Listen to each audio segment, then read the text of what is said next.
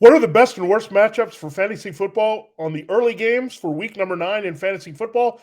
It's time to break it down right here as another Matchup Wednesday begins on Locked On Fantasy Football. You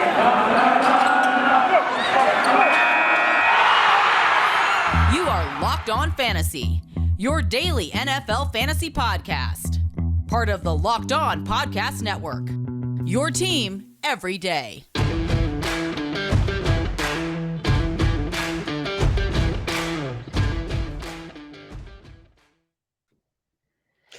Greetings, everyone, and welcome to another edition of the Locked On Fantasy Football Podcast. As usual, I'm your host, Vinnie Iyer. I'm not doing this. I'm writing about NFL and fantasy football for sportingnews.com. Come to the site now. You'll have my Week 9 picks against the spread. Those are up, as well as my comprehensive column there. It's a combination of rankings and stardom, situm, the decider there that you can check out there on Sporting News. Here we turn our attention, now that I've looked at all the matchups, to break them down for you in detail here on Locked On Fantasy Football. We do a double shot of that, Matchup Wednesday, Matchup Thursday. So we'll do the front half of games. We have 14 games this week, so we'll do 7 and 7 here. Get through Thursday Night Football all the way through some of the key 1 p.m. Eastern Time games. Then we'll close tomorrow all the way through Sunday Night Football there, and the Monday Night Football, where we have the Titans and Rams and the Bears and Steelers there. So good matchups to look at this week. Some buys we have to navigate through. I'll tell you where you can go here to get some help, where you might want to stay away from for some traps here in fantasy football. Thanks for making Locked On Fantasy Football your first listen every day. We are free and available for you on all platforms. All right, so let's dive right in with Thursday Night Football. It's intriguing here. A little bit more buzz from this one now to the Jets and Colts. The Jets win a wild one there. The Colts lose one there to the Titans. So big high-scoring games. Both teams get in the 30s in both games there. So the Jets upset the Bengals. The Colts could not put away the Titans. So Jets, will they stay hot? Mike White will get another start. He threw for 400 yards last week. He looked really good. Corey Davis, however, looking like he'll miss another game here as the receiver of choice here for the Jets. That should open things up for Jamison Crowder, Elijah Moore. Those two guys picked up a lot, the short area receivers that they have. And we saw a lot of Michael Carter out of the backfield as well. So a lot of short to intermediate passing using those three guys. We also saw a little bit of Ty Johnson getting some work and scoring a touchdown there. But really, when you look at it, I think Elijah Moore is tough to trust. He's a rookie. And you look at the situation here, Jamison Crowder, he's that veteran who gets open in the short area. So if you need a Jets wide receiver this week with Davis looking like he'll miss the game, 2 practices missed here early, trending to be out here, short week turnaround after missing last week. I don't see him being out there. So Crowder makes a lot of sense. They don't really throw to the tight end consistently there with the Jets. So Crowder is going to be the guy in the middle of the field. And then the checkdowns to Michael Carter. Carter was their leading receiver last week. So Michael Carter really coming on strong. He didn't even have a touchdown last week. Remember, he was a bit touchdown dependent. We were getting like those 30, 40-yard rushing games, and then they were punctuated by his scores. But last week, he legitimately came on as a feature back type producer with the leading receiving yards, a pretty good rushing yards there for the Jets. So he's the centerpiece of their offense now, the rookie that is the really key right now, not Zach Wilson while he's on the shelf for up to a month here. But Mike White facilitating the offense is really good news here. And Carter has proved that he can be busy and active here, even if they're trailing. He's not game script dependent to be ahead. So they're going to keep throwing to this kid. He's very special. He's explosive here, can make a lot of things happen downfield. He's their best offensive player overall. So again, Carter, lock and load him as an RB2. You got to feel pretty confident with his usage now. Tevin Coleman nowhere to be found with his hamstring injury. So, yeah, Michael Carter, RB2. If you need Jamison Crowder with all the buys, especially with the 3 Buccaneers off this week, you can look at him as a wide receiver 3. More if you're desperate, I think you can go there as a potential deep league flex. But I feel a little bit better with the veteran Crowder, with the youngster there, Mike White. Am I going to chase Mike White's points against the Bengals? No, I'm not. This is a hostile environment on the road in a short week in Indianapolis, so I wouldn't attach anything to him. But Crowder and Carter, JC and MC, where we're going here for New York. Now, let's look at the Colts side of things. Carson Wentz, this is a trickier matchup than you think for Carson Wentz. His Jets secondary is playing pretty well, but We also know that they gave up points there to Joe Burrow last week. The Bengals offense in general a little bit better. What's going to help here with Wentz is Jonathan Taylor has the best matchup on the board. So the Bengals didn't really run as effectively as they should have. Joe Mixon did have a touchdown, but that's what really cost the Bengals. You have to be able to run on the Jets. The Colts can certainly do that with their offensive line intact here.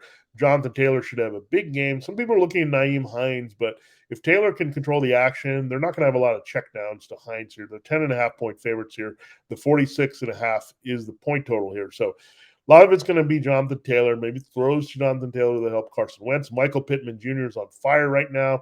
We also saw different tight end scoring. Mo Alley Cox has been the guy. He was a shutout last week, but Jack Doyle found the end zone there for Wentz, and he's just been a multiple touchdown machine. You look at the numbers, he's not going to blow the doors off there with his numbers. He's still having a few key turnovers here, but if you need 24 to 22 points, somewhere in that range here, Wentz has been pretty consistent producing that, somehow getting to multiple touchdowns.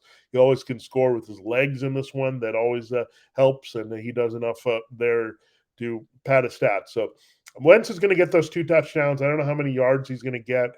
You'd expect the Jets to sell out to stop Taylor. That should open things up in the passing game, play action, and all that for Carson Wentz to hit some things downfield. T.Y. Hilton going to miss another game, this time with a concussion. So you really can't count on other receivers. Will be Zach Pascal. Will be other people stepping up without Paris Campbell and Hilton this game. But I think it's going to be the Pittman show.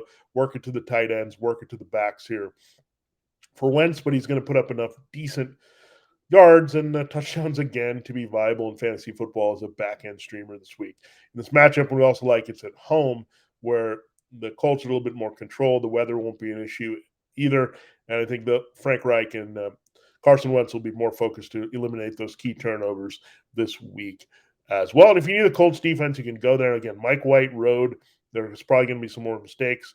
He was a little bit more inspired playing at home last week, so keep that in mind. The Colts defense is about a top 5 defense special teams this week.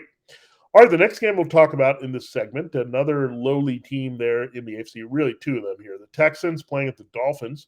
Texans, the big question mark, is Tyrod Taylor going to come back from his hamstring injury? We're not sure. Davis Mills did put up a couple touchdowns last week. They're in garbage time, so hopefully there is some of that in this game, but this could be a little bit more back and forth. The Texans' running game, in theory, with David Johnson, Philip Lindsay, might have a chance in this one, but who do you trust there? It's hard to know. Nico Collins has been coming on a little bit, the rookie from Michigan, there as a wide receiver, the second leader. But I think it's still the Brandon Cook show.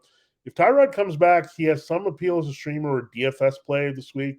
The matchup is pretty good. We also know Tyrod can produce some numbers rushing as well and give some value there as well. And so we saw him light up the Jaguars in week 1. He got hurt quickly against the Browns. So we didn't get to see really Tyrod operating this offense. It's been a lot of Mills. But to see Cooks get on track last week with a long touchdown, this could happen in this game as well. They can scheme him around to work him away from the corners who are struggling anyway on the outside for Miami. So Brandon Cooks is all we're going. If you're really desperate, I would say David Johnson over Philip Lindsay. It's not great either way.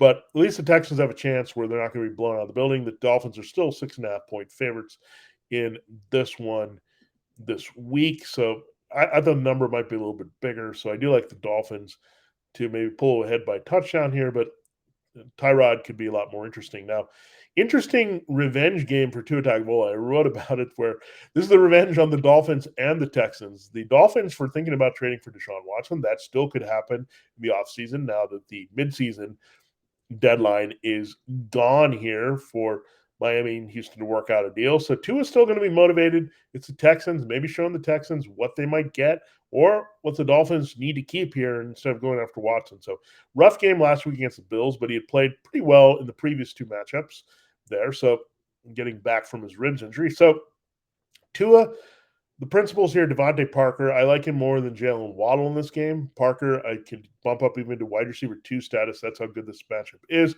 Waddle's a wide receiver 3 or flex, but it could be a little trickier than you expect here. Again, Parker is more the veteran. It's going to get open short to intermediate. They're going to be careful here.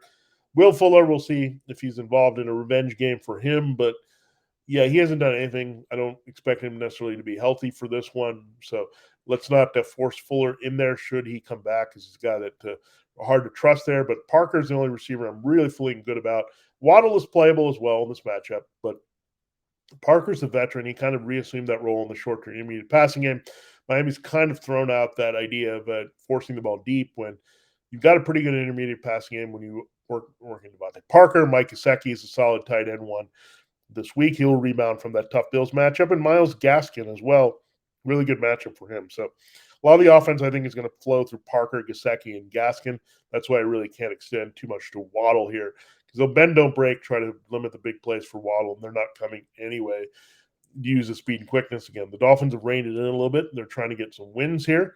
It hasn't really worked in a long time. Both of these teams won in week one, and they've done nothing since. So very interesting. Something's got to give here with this matchup again. 6.5, 46, or maybe more pointage than we think here, but more on the Dolphins side of things with Parker, Gesicki, and Gaskin, with Tua Tagovailoa being a strong back-end QB1 this week. With all the buys, maybe plug and play him for Tom Brady, and you can go in that direction for week 9. All right, that takes care of 2 games on the schedule here in the early part. The Thursday night game, one of the 1 p.m. Eastern time games between Houston and Miami. We still have 5 more games to talk about in this show, 7 more games tomorrow. We'll get to them all in detail here on Locked On Fantasy Football. Hey, fantasy football fans, this is Vinnie Iyer with an incredible app everyone who buys gas needs to know about. It's called Get Upside. My listeners are making up to 25 cents for every gallon of gas every time they fill up. Just download the free Get Upside app in the App Store or Google Play right now. Use the promo code Touchdown, get a bonus 25 cents per gallon in your first fill up. That's up to 50 cents cash back. Don't pay full price at the pump anymore. Get cash back using Get Upside. Just download the app for free and use the promo code Touchdown to get up to 50 cents per gallon cash back in your first tank. Some people who drive a lot are making as much as $200 to $300 a month in cash back, and there's no catch. The cash back gets added right to your account. You can cash out anytime to your bank account, PayPal, or e-gift card for Amazon and other brands. Just download the free Get Upside app and use the promo code Touchdown to get up to 50 cents per gallon cash back on your first tank. Promo code Touchdown once again. All right, we'll continue breaking down the matchups in the early window here of week number 9 for fantasy football. Thanks again for making Locked On Fantasy Football your first listen every day. We are free and available for you on all platforms. All right, now we get into some marquee teams and interesting matchups here. Broncos and Cowboys. This game is in Dallas. Denver goes to Dallas. 9.5-point favorites the Cowboys are. I'm sure that number is tied to Dak Prescott probably returning. We knew the number in favor of the Vikings is tied to maybe having some information that Prescott was not going to play. But the Cowboys should want to get Dak back in there this week. He's had a little extra time. He was close to playing last week in the warmups. So, yeah, we should assume Dak is returning. Cooper Rush, thank you for facilitating CeeDee Lamb and Amari Cooper to big days. That can happen again here. The Broncos lost Bryce Callahan, their best playing corner at this point, Pat Surtain, and their veterans there that they have, Kyle Fuller and Ronald Darby, not playing as well. So I'm not too scared about Amari Cooper and CeeDee Lamb. I think that's where they can continue their hot streak here in this matchup. And the Broncos did a good job in Washington, but the Cowboys are a whole different story here with the wide receivers. I think you have to pivot away, however, from Dalton Schultz. I think it's going to be more 3-receiver game. Now, the question is, who's going to be that third receiver to step up? Cedric Wilson had a big game with his often practice quarterback there in Cooper Rush, but Michael Gallup could return just in time for Prescott to return. So Prescott and Gallup have a pretty good chemistry in downfield throwing, and if some of the attention goes on Lamb and Cooper, just like we've seen with Wilson make some big plays in recent weeks, Gallup is going to take advantage. So let's watch for Gallup.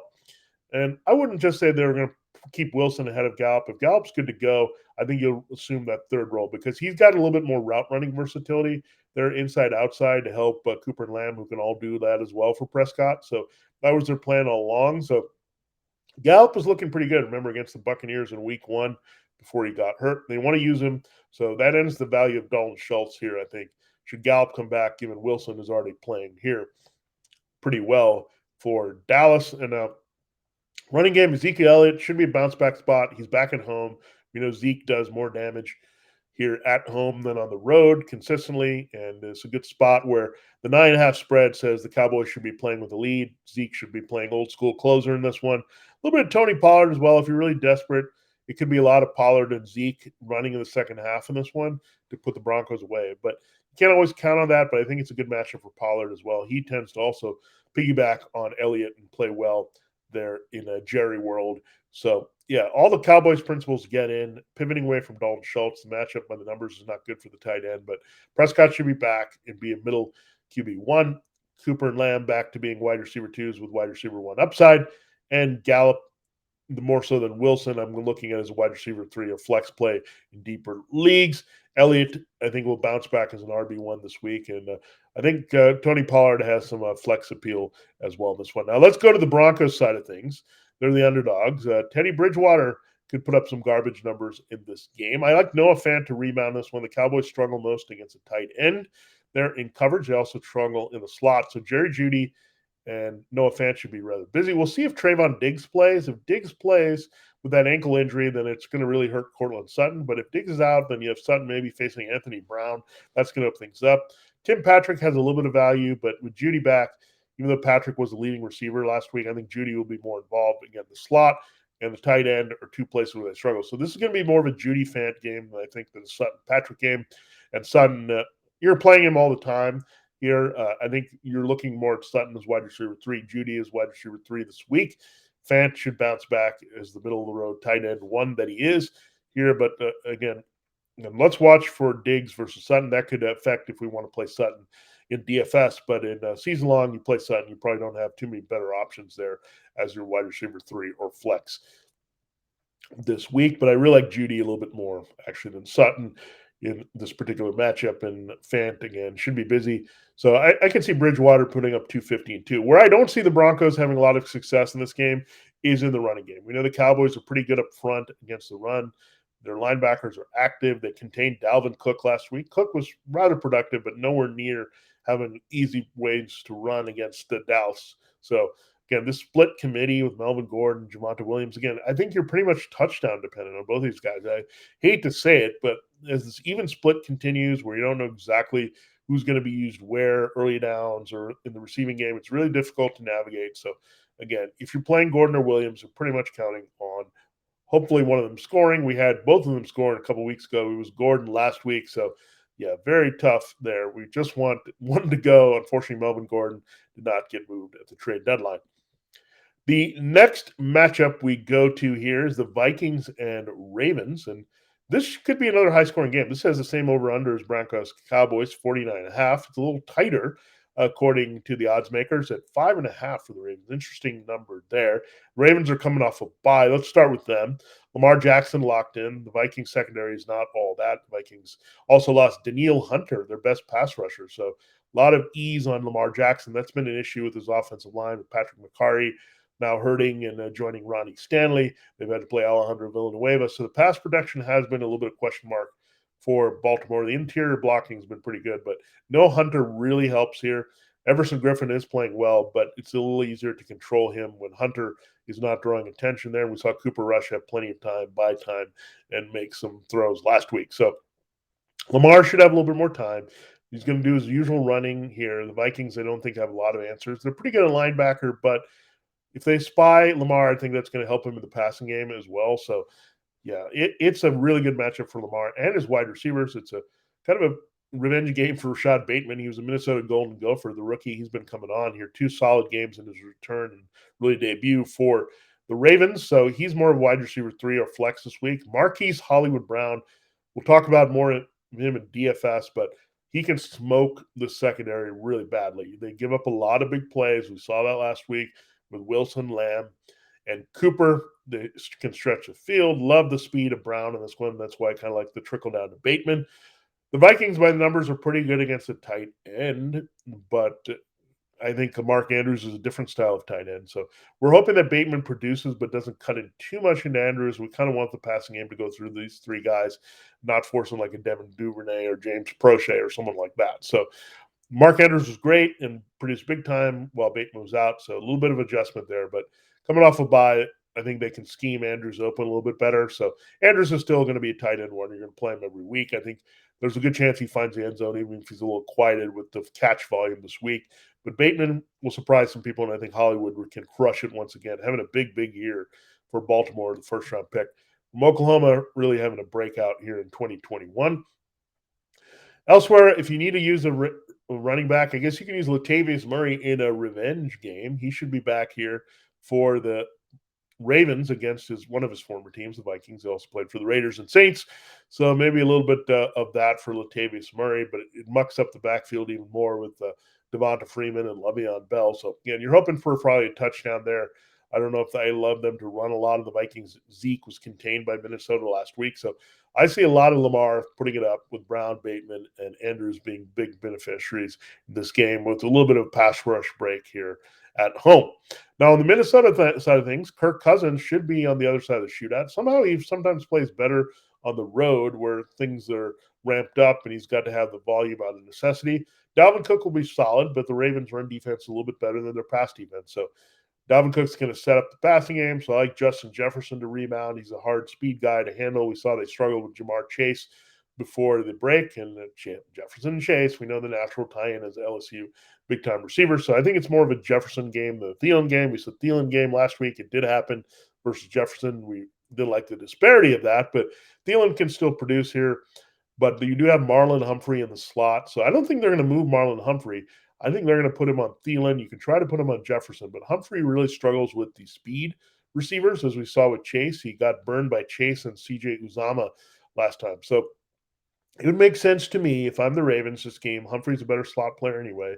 Take out Thielen and make Cousins go to Jefferson here and try to beat you with the big plays and try to get to Cousins with your pass rush a little bit more. And because when Thielen is in the groove there, it's really hard to stop the Vikings offense. So Cook, again, is a RB1. We know that every week with his volume. Thielen comes in more as a wide receiver 3 to me, and I think Jefferson will live up to being wide receiver this week. Kirk Cousins being a quarterback 1. And then the other thing here that you look for is Tyler Conklin here at tight end. I think he'll have a big impact here. The Ravens are the worst team in defending the tight end down the seam. So that tends to happen. You get Humphrey maybe containing the slot. That opens up the seam here for the Ravens. And so Conklin may actually be more productive here than Thielen this week, but I like both of them to be involved here again. The principles here, it's going to be interesting to see how it goes down between Jefferson, Thielen, and Conklin versus the trio there of Brown, Bateman, and Andrews. So those where we're going to the passing game. Trust that a lot more this week. And again, avoid the defenses in this one for sure. All right, we still have 3 more games to talk about on the show here. The Patriots Panthers game, Bills Jaguars game, Browns Bengals. We'll address those in our final segment. Don't forget, we will finish the back half of games tomorrow here on Locked On Fantasy Football. We're back and better than ever. New web interface for the start of the basketball season. More props, odds, and lines than ever before. BetOnline remains your number 1 spot for all the basketball and football action this season. Head to our new updated desktop or mobile device time today and receive your 50% welcome bonus on your first deposit. Just use our promo code LOCKEDON to receive your bonus from basketball, football, baseball postseason, which is now over, NHL, boxing, and UFC, right to your Vegas favorite casino games. Don't wait to take advantage of all the amazing offers available for the 2021 season. BetOnline is the fastest and easiest way to bet on all your favorite sports. BetOnline, where the game starts. I also have to tell you about Built Bar once again. Built Bar is the best tasting protein bar ever. If you haven't tried a Built Bar by now, you are missing out. They say it's a protein bar, but it does not taste like one. You have to try one of these amazing bars yourself to believe it. Most protein bars are chalky or waxy, just plain hard to choke down. A Built Bar is soft, covered in 100% chocolate. When you bite into it, you know you're eating something different. It's more of an experience, one that you'll enjoy. In fact, you'd swear you're eating a candy bar. Built Bars are low carb, low calorie, low fat, low sugar, and high protein. So all the healthy benefits on top of being a purely delicious bar. So many flavors. Another great thing about Built Bar, you can check out as many of the flavors as you want. You can get a mixed box. There's so many mouth-watering flavors, including coconut, raspberry, mint brownie, coconut almond, salted caramel, double chocolate, cherry barcia. This month, Built is coming out with new limited-time flavors every 3 to 4 days. So check their website often. You do not want to miss out. This is the time to try Built Bar because go to Built.com and you can use the promo code LOCK15. You'll get 15% off your order. Use the promo code LOCK15 for 15% off at Built.com. All right, time to close the show here. Last 3 matchups from the early window that we'll get to, and then we'll do the back half, do a few more stragglers from 1 p.m., get into the 4 p.m.s, and the 2 primetime games Sunday and Monday. We'll do that all tomorrow. Patriots Panthers is on the agenda for today. The Patriots go into Carolina, into Charlotte from New England, from Foxborough as 4-point favorites and one low over under this one, 41 here. So lowest total we've talked about so far. Let's talk about the home team first, the Panthers. You figure that the Patriots will take away the one thing that the Panthers rely most on offensively. That might be Christian McCaffrey if he returns in this game. He's a hard guy to stop. So I think the guy that they might take away as much as they can is DJ Moore. They got J.C. Jackson here in coverage. They know DJ Moore has been the guy.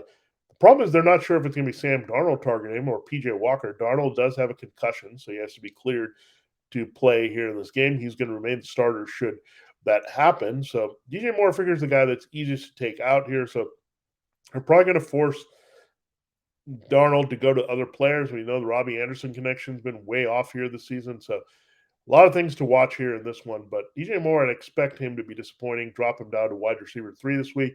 If McCaffrey plays, he's in your lineup. He's going to come back as an RB1 here. The Patriots are more vulnerable against running backs. We saw that with Austin Eckler last week. Big combined game from scrimmage. So that's where you can get them. The Patriots are a little bit easier to run on than, I think a lot easier actually to run on and throw backs in the mix against in the passing game than to throw to wide receivers. So it's going to be a lot of McCaffrey if he's in here for sure. And he's a smash it RB1.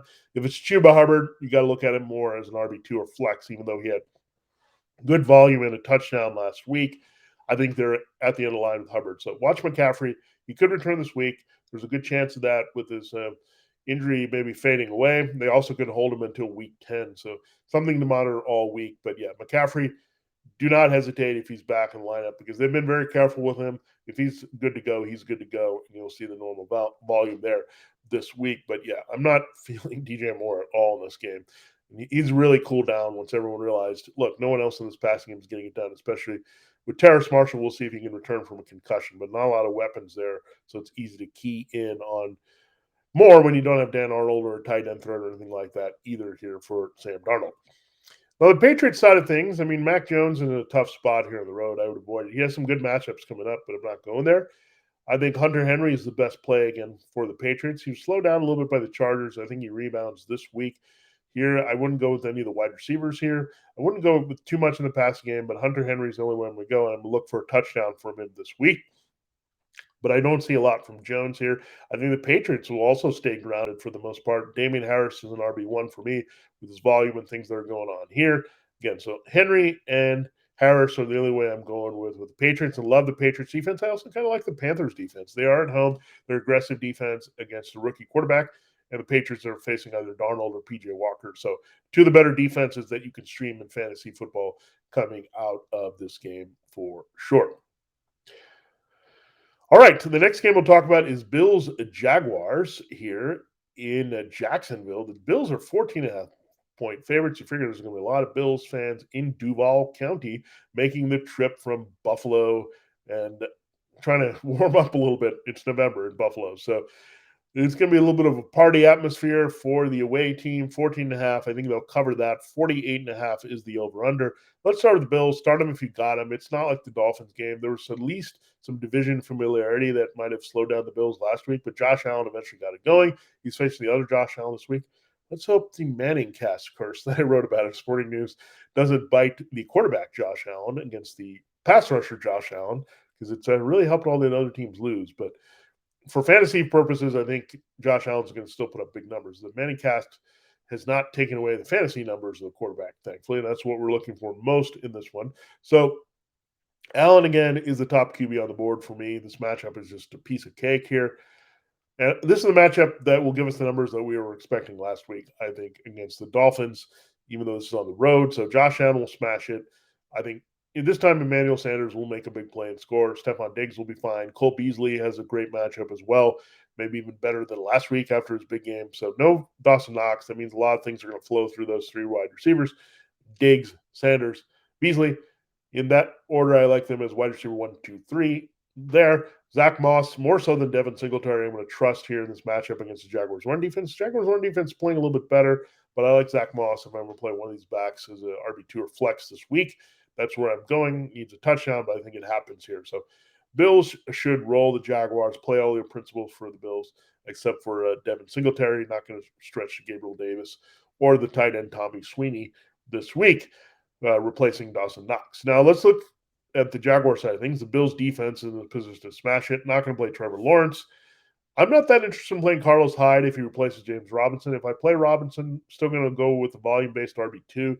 But Carlos Hyde, it could get really ugly with him and really get smashed. He doesn't have a lot of receiving skills either. So if the Bills go up big, that's going to really hurt Carlos Hyde. So if you're desperate and you're a Robinson manager and you need Hyde and that's your best option, then go with him. But other than that, I wouldn't recommend Carlos Hyde. So let's watch Robinson all week with that heel/foot injury.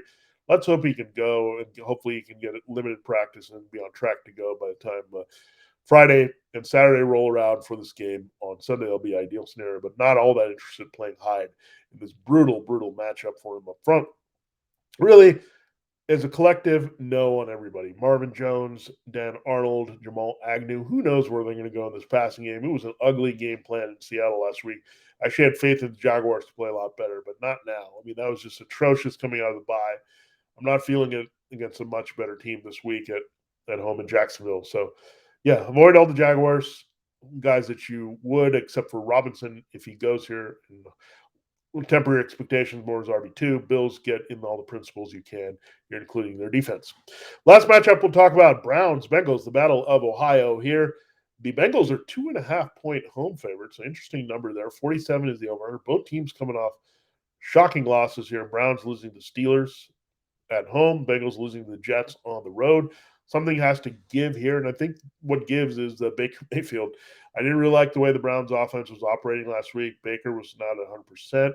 You had Jarvis Landry and the tight ends being your best source. Odell Beckham Jr. completely has disappeared here as a weapon. The Bengals defense can play better at home. We know that. So not feeling much of the Browns except for Nick Chubb, pretty much. I mean, you're playing Nick Chubb. Dennis Johnson is touchdown dependent behind Chubb. Not going to trust him. Nick Chubb is the guy you're looking at as an RB1. Everything else you can't trust except for Jarvis Landry, I think, is a wide receiver 3 here, getting it done in the slot with the best volume. But Odell Beckham Jr., these other wide receivers, we'll see him done with Peoples-Jones. This is another game, piecemealing it with the tight ends. Chubb is the only thing, and Landry is a thing you might have to play just for the sake of the volume and by default, but lower-end value there as a wide receiver 3 this week, avoiding the Browns defense on the road against Joe Burrow.